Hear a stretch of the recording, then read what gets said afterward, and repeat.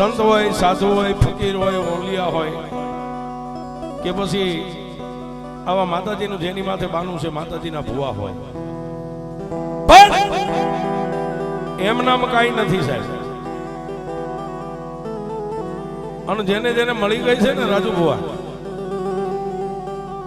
અને મેં સ્ટેજ ઉપરથી કાયમ કહી છે 5 ગાંડાને હાચવવા હારા મેલડીને નો હસવાય છે.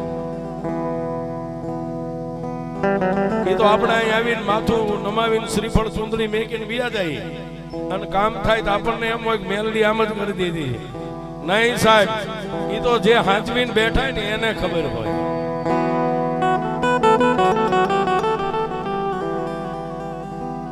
જાલી જલાય નહીં, બાંધી બંધાય નહીં. અને ગાંડા હોય ને સાહેબ, એને દૂધ, ખીચડી, છાશ, રોટલો જે આપો ખાઈને પછી એક રૂમમાં પૂરીને બહારથી સ્ટોપર બંધ કરી દયો ને એટલે આવો ત્યાં સુધી ગાંડા રૂમમાં ધમ પસાડા કરીને મૂળી હંચવાય. એ આને ઓરડામાં પૂરીને હેઠે ઉતરો તમારી પેલા ઉભી હોય. હવે તમે ક્યાં રાખો?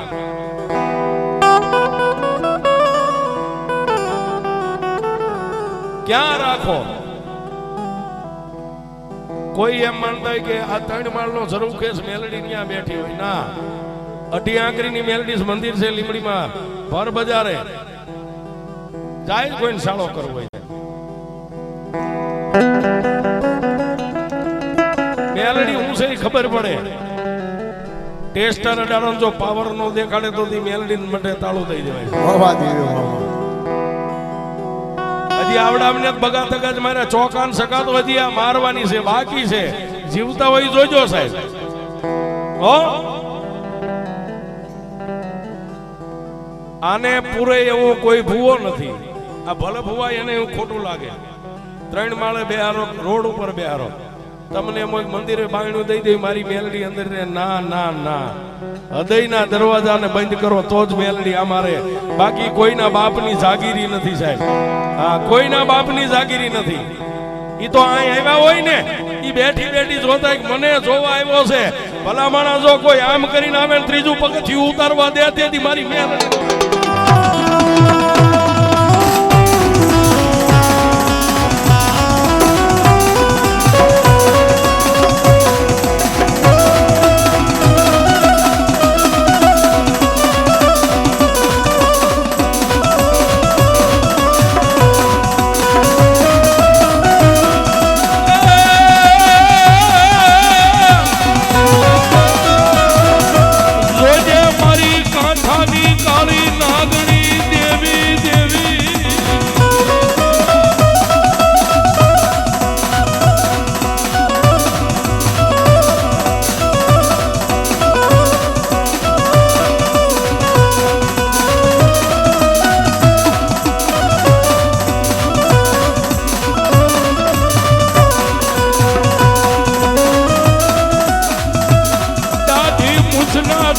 સમરે મેલડી આવે ઈ નવાઈ નથી.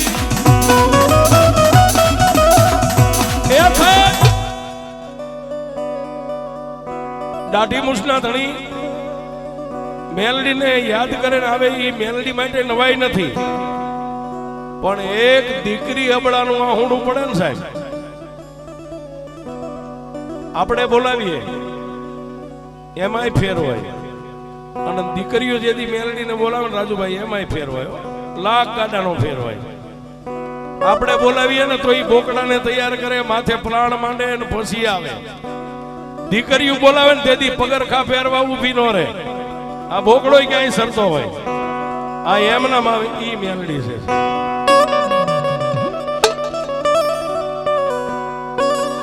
જોકે મને શાંતિભાઈ કીધું હતું કે મેલડીની વાત કરજો.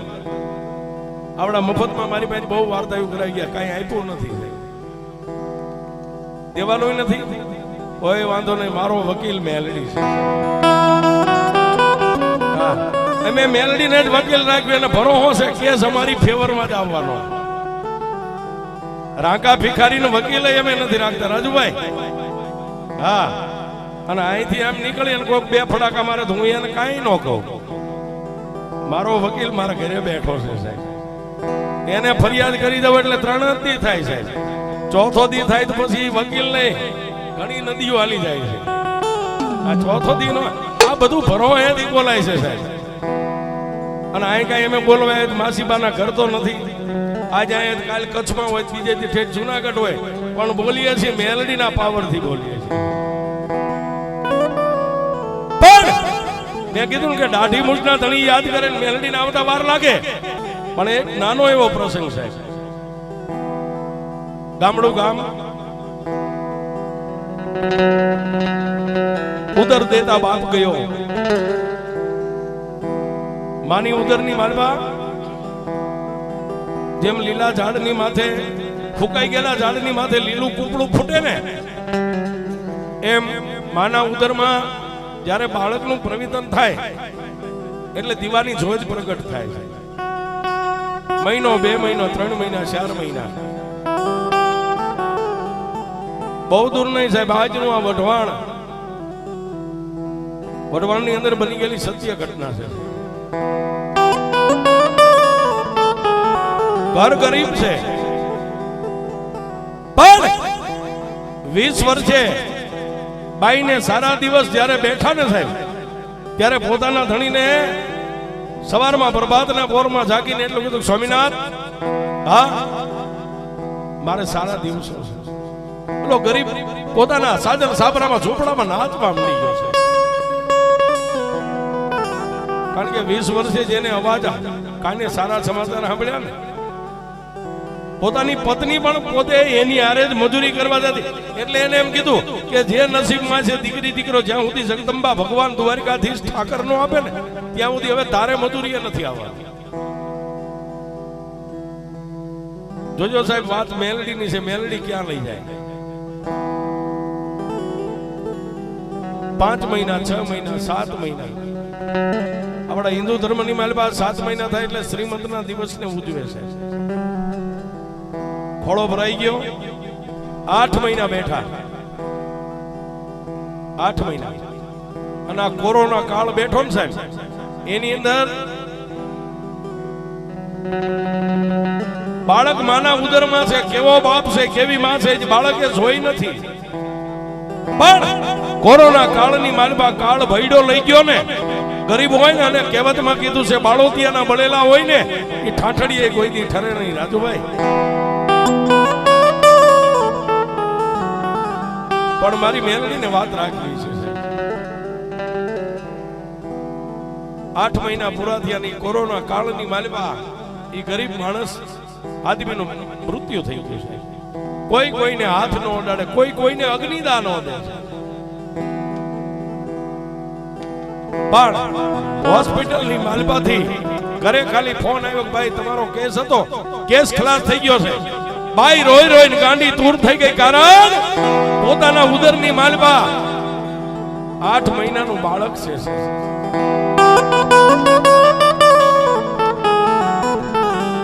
પણ આડોશી પાડોશી છે બાઈ ને ખૂબ સમજાય, બેન એ આમાં તો અમારા ભાઈ તો 35-40 વર્ષના હતા, ઓલાનો 20 વર્ષના નો હમણાં દીકરો ઓફ થઈ ગયો.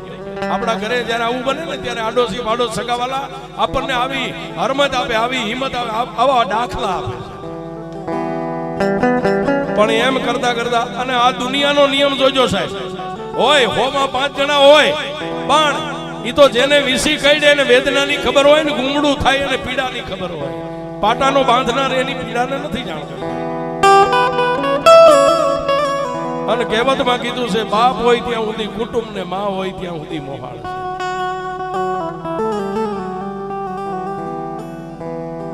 ભાઈનો દેહકાળ થઈ ગયો, સરકારી માણસો એને અગ્નિદાન દઈ દીધો. 1 દી 2 દી 3 અને 12 દિવસે પોતાના પરિવાર જે હતા એને એનું 12મું 13મું જે કાંઈ આપણા રિવાજ પ્રમાણે હિન્દુ સમાજ પ્રમાણે થાય કરી નાખ્યું. પછી 1 મહિનો થઈ ગયો સાહેબ, અને એક બાજુ બાઈને મેઘલી અંધારી રાતે પશુતીની વેદના પ્રગટ થઈ છે સાહેબ. કોઈ નથી, ખાલી નીચે ધરતી ઉપર બાઈ ઊતી છે અને દિવાલમાં પોતાના ધણીનો ફોટો છે ને એની સામે જોઈ અને એટલું કહે છે કે એ ગાંડા મધદરિયે લાવીને તે મારા વાણને ડૂબાડીને વિયો ગયો, હવે મારું કોણ હશે? વાતની મજા છે સાહેબ. પણ પશુદીની વેદના પ્રગટ થઈ ને ત્યારે પોતાના ધણીને તો યાદ કર્યો, પણ જે તસવીર બની ગઈ છે ને સાહેબ, એ તસવીર જ રહે, એમાંથી તમને જવાબ ન મળે. પણ બહુ વેદના પ્રગટ થઈ ને ભાઈ ઊભી થવા જાય, ઊભી થવાની છે ને હિંમત નથી, પણ હુતા હુતા ભોગાવાના કાંઠે મારી કાળી નાગણી મેલડી બેઠીને એની સામે તાર લગાડ્યો. મારી મેં સાંભળ્યું છે કે જેનું કોઈ ન હોય ને એની કાંઠાવાળી મેલડી તું બની જાસ મારી, મારું કોઈ નથી, ને આવા સમયે તું આવીશ કે નહીં આવે એની મને ખબર નથી. બાઈની આંખમાંથી એક આંગળું, બીજું ને ત્રીજું આંગળું પડ્યું, અને ફરીવાર બાઈના નાભીમાંથી અવાજ નીકળ્યો, ના ના ના, દુનિયાના દિલાસા ખોટા છે, આ બધું ખોટું છે, કોઈ નો આવે, મેલડી નો આવે, ભગવાન નો. આ છેલ્લો શબ્દ થયો ને ત્યાં તો કાંઠેથી મારી કાળી નાગણી મેલડી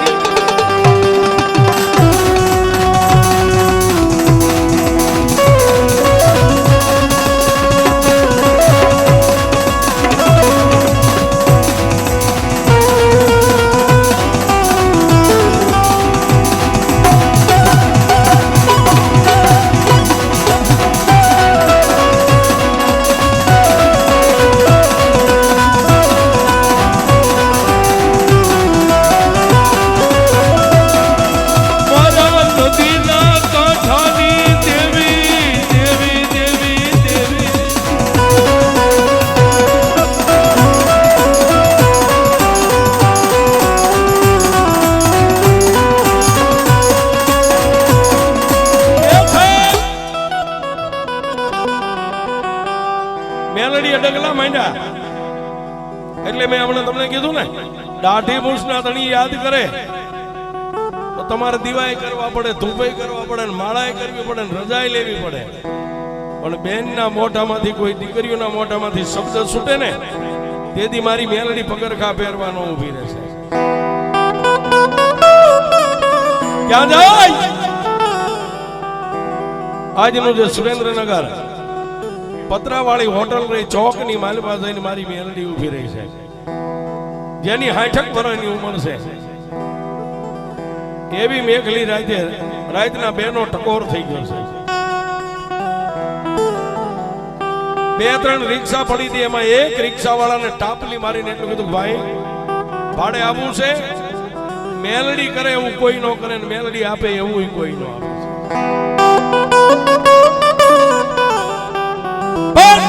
કાચી નીંદર માંથી જાગીને રિક્ષા વાળાએ કીધું, બેન અત્યારે ક્યાં? બાજુમાં ગલીમાં અમારું મકાન છે ને, મારી દીકરીને પશુદીની વેદના પ્રગટ થઈ છે, એને હોસ્પિટલ લઈ આવી. રિક્ષા વાળાએ રિક્ષા ચાલુ કરી, એની અંદર માં ભગવતી મેલડી 60 વર્ષની ઉંમરે બેહી ગયા. અને સાહેબ જે ઓરડાની માલપા કોઈ નતું, પોતાના ધણીના ફોટા સામે જોઈ અને બાઈ જે તડફડિયા મારતી હતી, પશુદીની વેદના હતી, એના બાઈનું ટકોર મારી બાઈનું ખોલી અને દીકરીનું માવડું થોભી રિક્ષામાં બેહારી અને આજનું સીજે હોસ્પિટલ રહ્યું ને એની માલપા લઈ ગયા. તત્કાલ ઇમરજન્સી કેસ લખાયો અને ડોક્ટર આવ્યા ને તેથી મારી કાંઠાની કાળી નાગણીએ સર્જનને એટલું કીધું, સાહેબ મારી દીકરી 2 કલાકથી દુખી થાય છે. અને ત્યારે સર્જને એટલું કીધું, બેન અને લોહીની બોટલ ચડાવવી પડે, આટલા દવા ના થાય, આટલા ઇન્જેક્શન ના થાય. સુંદડીના શેડે બાંધેલા પૈસા તેથી 60 વર્ષની બુઢી ડોશીએ સર્જનને આપી.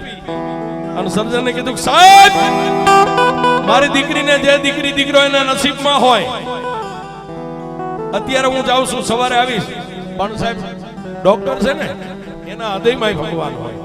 કોઈ વાંધો નહીં, મારી વ્યાધિ હવે આટલી બધી નસું છે, બેનની વ્યાધિ ન કરતા દાખલ કર્યા.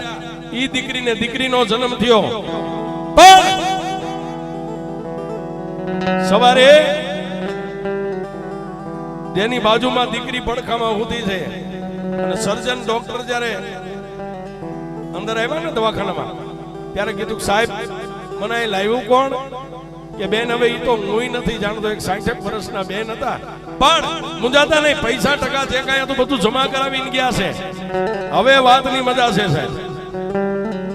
તો સાહેબ મને રજા ક્યારે આપશો? બેન કાલે. ઈ દિવસ આજમો રાત પડી, હોસ્પિટલની મારી પાસે જમવાનું આવ્યું, બેન જમી અને દીકરીને પેટ ભરાવી નિંદ્રાને આધીન બનીને એકના ટકોરે મારી કાંઠાની કાળી નાગણી મેલડી દીકરીને સપનાની માલિબા ગયો. બેટા ફૂતી શોખ જાગે સાહેબ, જેને દીકરીનો જન્મ થયો છે ઈ બાઈ સપનામાં કહે છે કોણ? બેટા બીજું તો કોણ હોય, પણ તે કાલ મને એટલું કીધું તું ને, મહાદેવય નથી ને મેલડીય નથી, આ દુનિયામાં બધું ખોટું છે. દીકરી દુનિયાની માલિબા મારી કળોયુનું આહુડું પડે અને મને કાંઠા વાળીને બોલાવે અને જો પગરખા પહેરવા ઊભી રહું તો હું મેલડી નો હોય.